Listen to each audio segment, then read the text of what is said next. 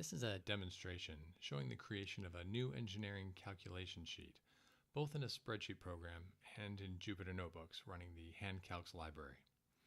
I've started the spreadsheet version first because it actually takes quite a long time. The spreadsheet video has also been sped up to 1.3 times speed so that they can finish in a comparable time at the end of the video. As I build the spreadsheet, I'll be adding formatting to it as I go. The idea is to create a calculation sheet that can be printed out as an engineering note, and the calculation can be recreated from just the printed version. The finished product will have each variable name, its formula, and the result. Additionally, I'll be taking extra steps in building the spreadsheet, such as naming all of the pertinent cells with their variable names. This may seem extraneous and perhaps unfair, but it is so that I can create as much of an apples-to-apples comparison with the result of using HandCalcs on Jupyter Notebooks.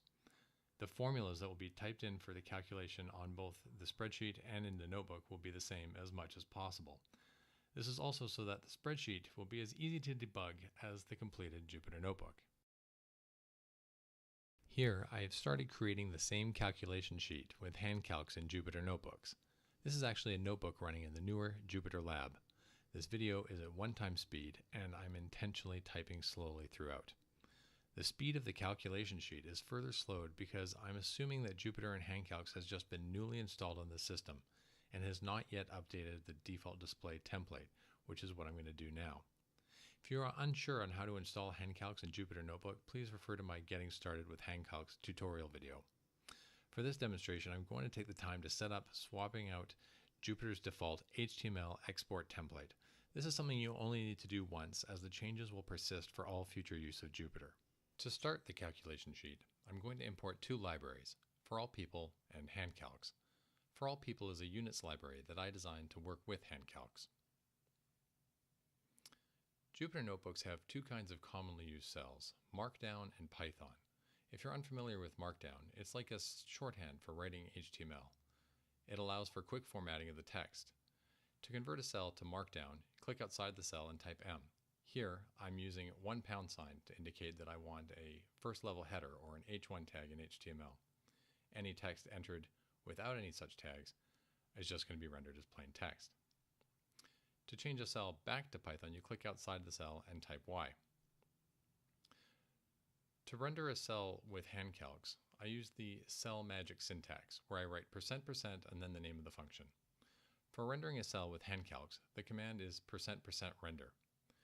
When you put that at the top of your cell, any of the calculations in the cell are rendered into LaTeX. You may have noticed that I put parentheses around the calculation 275 times kilonewton.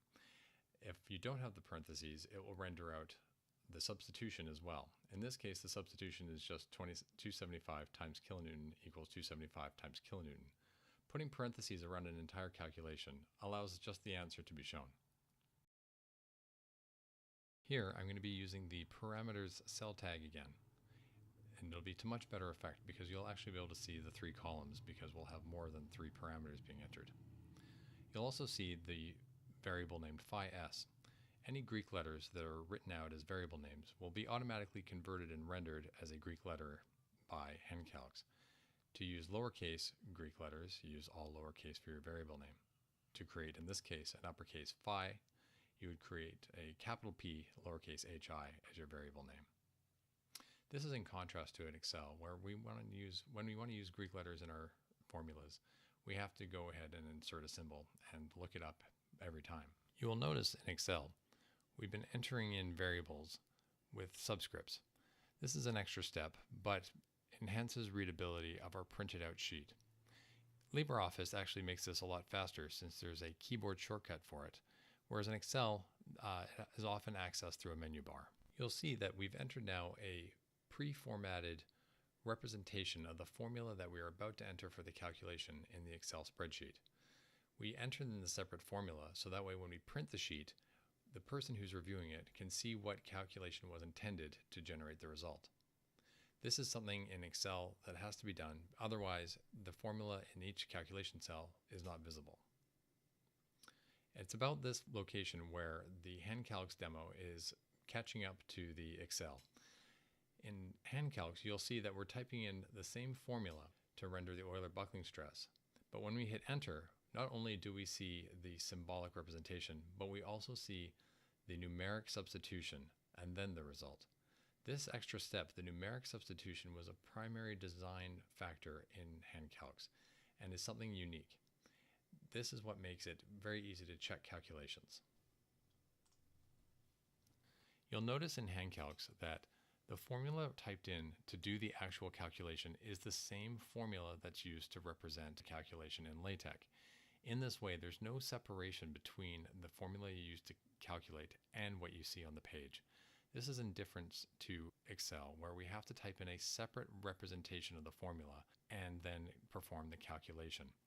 However, an error in the calculation will not be represented in the formula, and any updates to the formula will not change the calculation.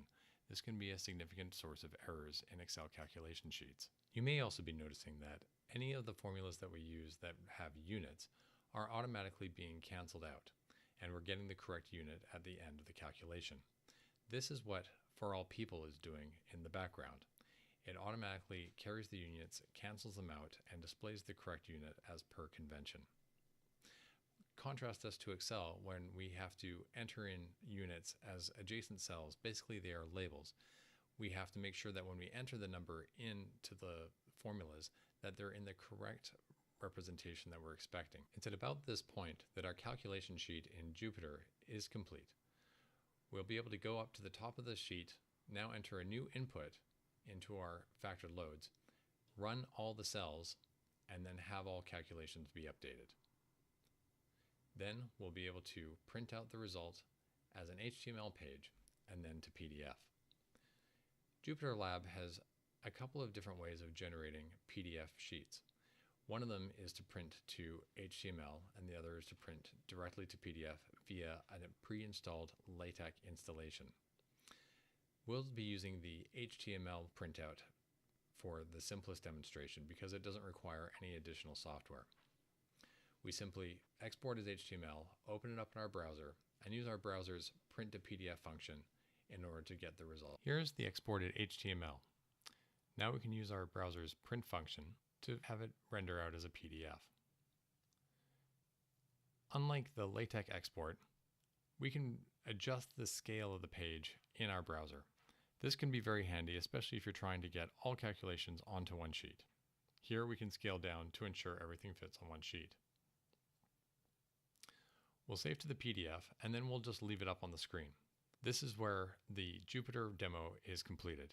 However, you'll notice that in Excel, we're still typing in formulas to come up to the same point. The installation that we're using with Jupyter is the basic one.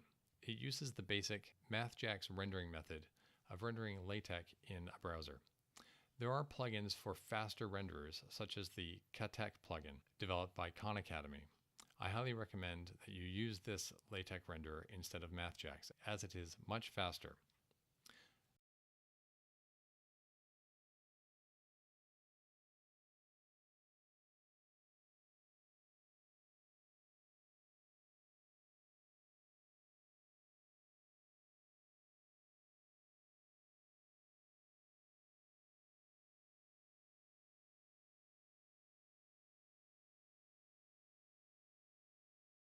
Now that the spreadsheet PDF has been generated, we can see the results side by side. My Excel sheet has barely enough formatting to be presentable, but it took considerably more time and steps to produce. More time can be spent formatting the spreadsheet PDF, but it is just more time.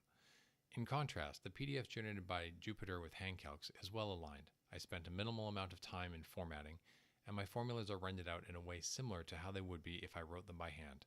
First showing the formula, then the numeric substitution, and then the result. Additionally, it took less than half the time it took to make a comparable calculation sheet in Excel. If you would like to try out HandCalcs and Jupyter Notebook for yourself, just follow the link in the video notes below to my GitHub repository for installation instructions. Thank you.